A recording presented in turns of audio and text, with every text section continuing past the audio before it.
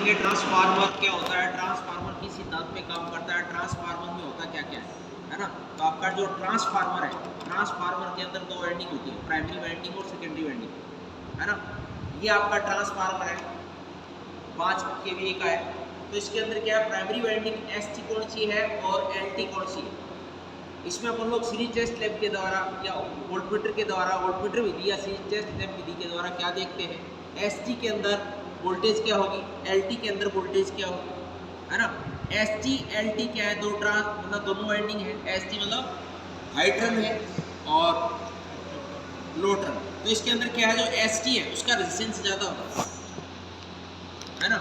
इसके अंदर है 6 टर्मिनल है क्योंकि 3 वाइंडिंग है और 3 वाइंडिंग के होंगे तो 6 टर्मिनल बाहर निकले हुए। तो इससे अपन को क्या है, ST के अंदर टेस्ट टच करेंगे, यहाँ दोनों किसी भी दो टर्मिनल पे सबसे पहले तो ये देखेंगे एक वाइंडिंग के दो सिरे कौन से हैं।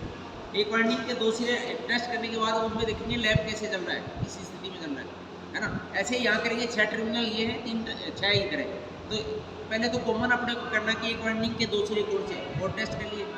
डिम कौन सा चल रहा है, ज़्यादा ब्राइटनेस किस, लैब की ब्राइटनेस ज़्यादा किस में है, ग्लो किस में ज़्यादा हो रहा है ना। तो LT लो है आपकी, लो वोल्टेज है ना, लो टेंशन है, उसके अंदर क्या है, ग्लो ज़्यादा होगा। हाई टेंशन का रेजिस्टेंस ज़्यादा है इसलिए उसका ग्लो क्या है, कम होगा, है ना।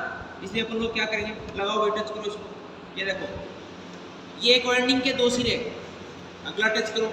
नेक्स्ट ये एक वाइंडिंग के दो सिरे, लेकिन आपकी जो ग्लो है, ब्राइटनेस है लैंप की वो क्या है, कम है। ऐसे अपने को ये क्या पता चल गई, इनकी ध्रुवता पता चल गई, इसमें ये है ना, सेम वाइंडिंग कौन सी है। इसी प्रकार इसमें देखेंगे, इसमें चेक करो।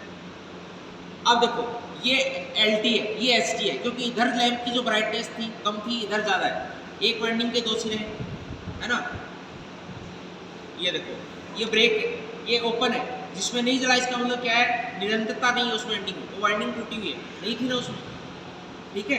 तो इस प्रकार अपन लोग क्या है, किसी भी ट्रांसफार्मर की निरंतरता टेस्ट कर सकते हैं, ध्रुवता टेस्ट कर सकते हैं, और कौन सा LT है और कौन सा ST साइड है दोनों देख सकते हैं। क्योंकि ट्रांसफार्मर में क्या है, दो वाइंडिंग होती है, प्राइमरी और सेकेंडरी, है ना। तो प्राइमरी के अंदर क्या है, प्राइमरी के कनेक्शन मैंने वो बताया था किस क्रम में है, स्टार में है या डेल्टा में, वो बाद की बात है ना। बड़े बड़े जो ट्रांसफार्मर है, डिस्ट्रीब्यूशन जो ट्रांसफार्मर है जो गलियों में लगे हुए हैं, जो आपको सप्लाई दे रहे हैं, वो प्राइमरी वाइंडिंग उसकी डेल्टा में होती है और सेकेंडरी वाइंडिंग है वो स्टार में होती है ना।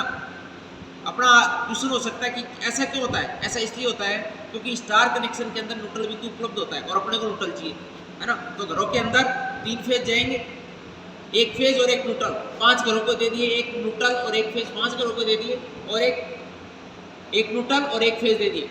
RY भी 3 फेज है, न्यूट्रल सब में कॉमन रहेगा क्योंकि न्यूट्रल निकला कहाँ से, या ट्रांसफार्मर की जो आप स्टार कनेक्शन में कर रहे हो वो स्टार से निकला हुआ है।